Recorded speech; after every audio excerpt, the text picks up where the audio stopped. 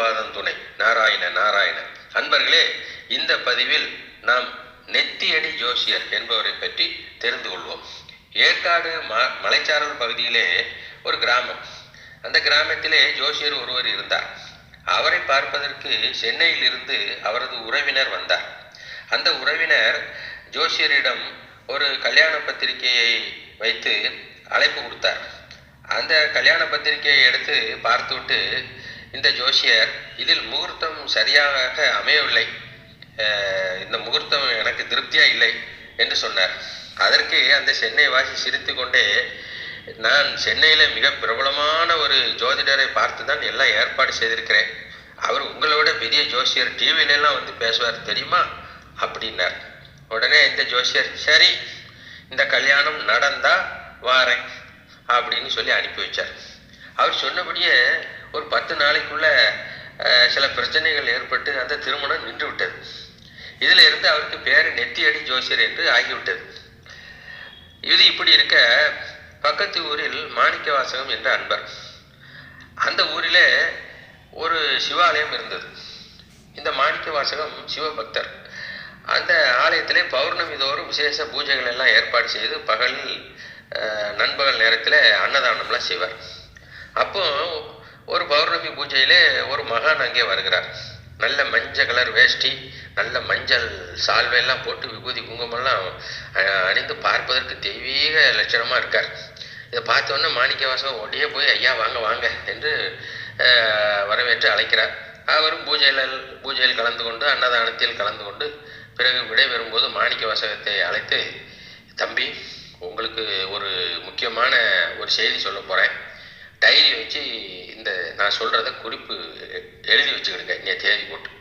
அதாவது உங்களுக்கு ஏதாவது மனசு முட்டிக்கிட்டு எங்கே போகிறதுன்னு தெரியாமல் ஒரு நிலைமை வந்தால், சாமி என்ன இப்படி சொல்கிறீங்க, பயப்படாதீங்க, எல்லாம் நல்லதுக்கு தான் சொல்கிறேன், அப்படி ஒரு நிலைமை வந்தால் இந்த வள்ளி தெய்வயானையோடு முருகர் இருப்பார் பார்த்தியலா, அந்த சன்னதியில் அந்த மண்டபத்தில் போய் எங்கேயாவது போய் உட்காந்துக்கிடுங்க, அந்த முருகன் பார்வை உங்கள் மேலே படும்படியா. அப்படி இல்லைன்னா அந்த கோயில் வாசலில் உட்காந்துக்கிடுங்க, எந்த கோயிலனாலும் அப்படியே உட்காருங்க, உங்களுக்கு பிரச்சனை எல்லாம் தீரும், நான் போயிட்டு வரட்டுமா அப்படின்னு சொல்லிட்டு போயிட்டார். இவர் உடனே சரின்ட்டு அதை எழுதி வச்சுக்கிட்டார் டைரியில். இது நடந்து 2-3 வருஷம் ஆயிடுது. அப்புறம் இவருக்கு வாழ்க்கையில் பல சிரமங்கள் ஏற்படுது. ரொம்ப பொருளாதார நெருக்கடி, தொழிலில் நஷ்டம், அப்படியே கடன் கூடிக்கிட்டே போய் வீட்டின் பேரில் கடன் வாங்குறார். அந்த கடனே அடைக்க முடியல. சரி நம்ம நெத்தியடி ஜோசியரை போய் பார்ப்போம் அப்படின்ட்டு அங்கே போய் ஜாதகத்தை கொண்டு கொடுக்குறார். அவர் வாங்கி பார்த்துட்டு திருப்பி கையில் கொடுத்துருந்தார். என்ன சாமி அப்படின்னு கேட்குறாரு. என்னத்தை சொல்கிறது, கிளம்பு கிளம்பு அப்படிங்கிறாரு ஜோசியர். சாமி ஒன்றுமே சொல்லலை, நானே கஷ்டம் தாங்க முடியாமல் வந்திருக்கேன், ஏதாவது சொல்லுங்க. கஷ்டம் தாங்க முடியலையா, இப்போ தானே இடுப்பு அளவு வெள்ளம் போயிட்டுருக்கு, இன்னும் கழுத்து அளவு போய் தலைக்கு மேலே போக வேண்டியிருக்கு தெரியுமா அப்படின்னார். சாமி இது என்ன சொல்கிறீங்க, தெளிவாக சொல்லுங்க.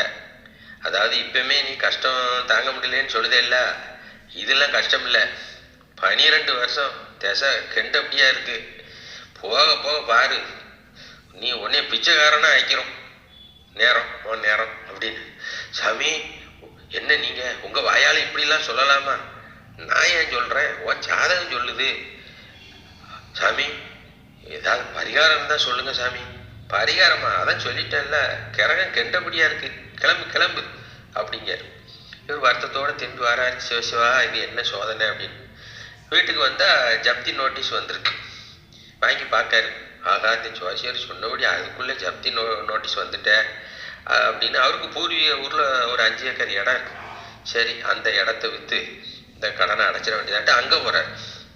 அங்கே போனால் 2 ஏக்கர் தான் இருக்குது. 3 ஏக்கரை பக்கத்து வயல்காரன் அடைச்சி வச்சுக்கிட்டான், ஆக்கிரமிச்சு.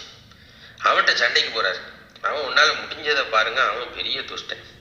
இவர் ஆள் வச்சு பெரிய பெரிய ஆட்களெல்லாம் வச்சு கட்ட பஞ்சாயத்து பேசுகிறாரு. நாள் கடந்து போயிட்டே இருக்கு. அதுக்குள்ளே வீடு ஏலத்துக்கு போயிருக்கு. அப்புறம் அவங்க ஏலத்தெல்லாம் முடித்து அவங்களுக்கு வேண்டிய தொகையெல்லாம் எடுத்துக்கிட்டு ஒரு 10,000 கொண்டு அந்த ஆஃபீஸர் மாணிக்கவாசகம் கையில் கொடுத்து, இந்தாங்க வீட்டை காலி பண்ணி கொடுங்க அப்படின்ட்டு அவர் போயிருந்தார். அப்புறம் அதில் ஒரு 5,000 எடுத்து தன் மனைவி 2 குழந்தைகள் அந்த அம்மா கையில் கொடுத்து, நீ உங்கள் அப்பா வீட்டில் போய் கொஞ்ச நாள் இரு, நான் எல்லாம் சரி பண்ணிட்டு வரேன் அப்படின்னு அனுப்பி வைக்கார். அந்த அம்மா நேராக மதுரைக்கு போகுது. வருத்தத்தோட. மதுரையில் தான் அவன் அப்பா அம்மா வீடு, இவருக்கு மாமனார் வீடு. அப்புறம் இவர் வேலை வேலை சில ஆட்களை வச்சு பேசி பேசி பார்க்காரு. ரூபா செலவாகிட்டே இருக்குது, ஒன்றும் நடக்க மாட்டேங்கி.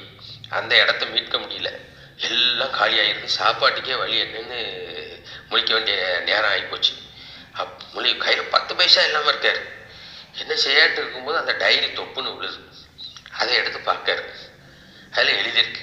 இந்த மனசு முட்டிட்டு வரும்போது முருகன் கோயிலுக்கு போ, வள்ளி தேவயானை சன்னதியோட முருகன் தம்பதி சமேதராக இருப்பார்லையே, அங்கே போய் உட்காருன்னு எழுதியிருக்கு.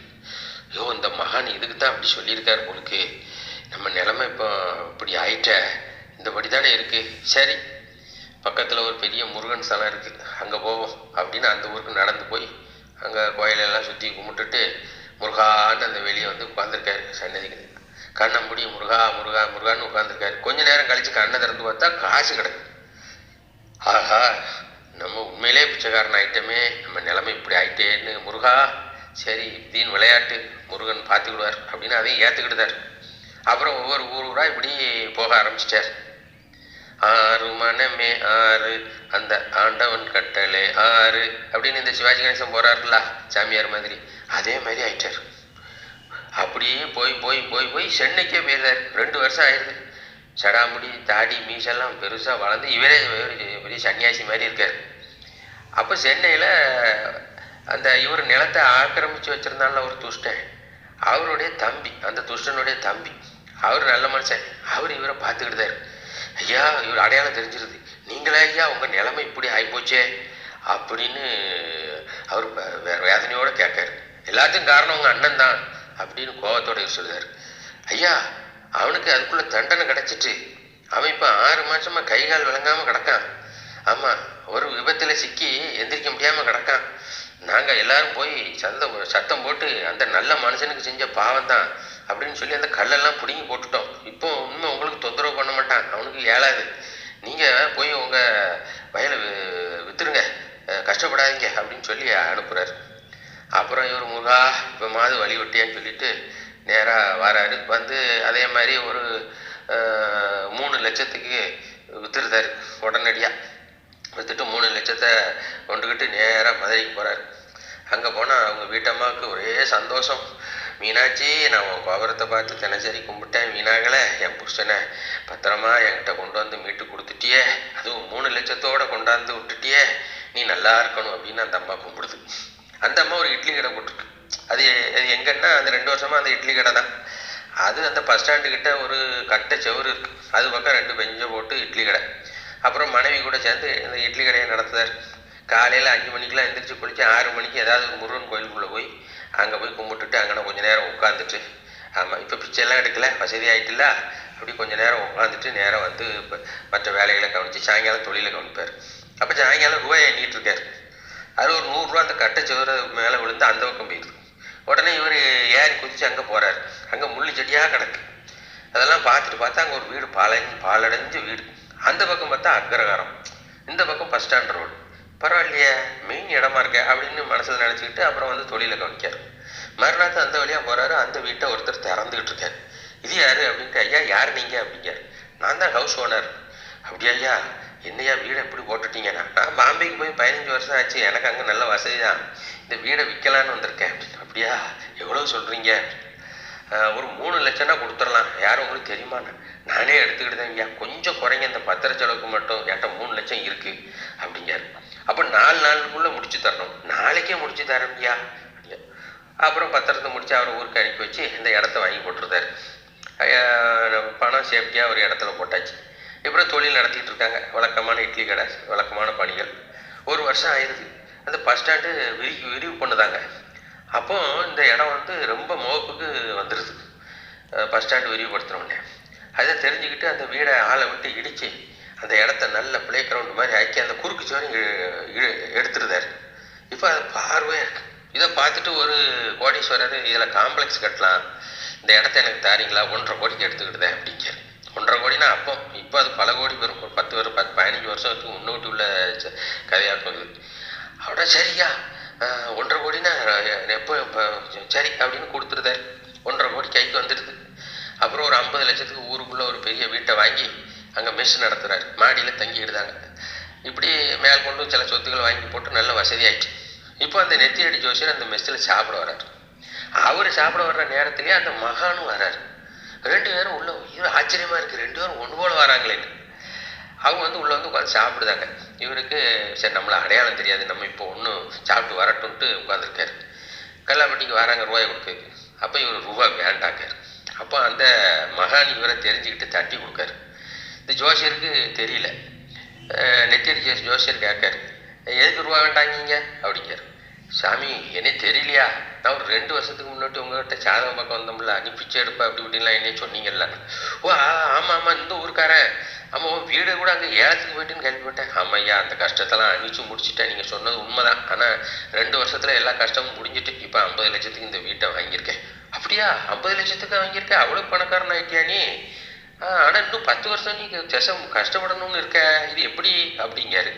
அதான் நீங்கள் மொத்தம் 12 வருஷம் சொன்னீங்களா, 2 வருஷத்துல கஷ்டத்தை பூரா மொத்தமாக அனுப்பிச்சிட்டேன். அப்படிலாம் முடியாத, அது எனக்கு என்ன இது ஆச்சரியமாக இருக்குது அப்படின்னாரு. அப்போ அந்த மகான் சிரிச்சுக்கிட்டே, நீ சாதகத்தை வந்து தானே சொல்லுத, நான் சாதகத்தை பார்க்காமலே எனக்கு தூண்டுதல் மனசில் வந்துட்டு நான் அந்த வழியாக வந்துக்கிட்டு இருக்கேன்.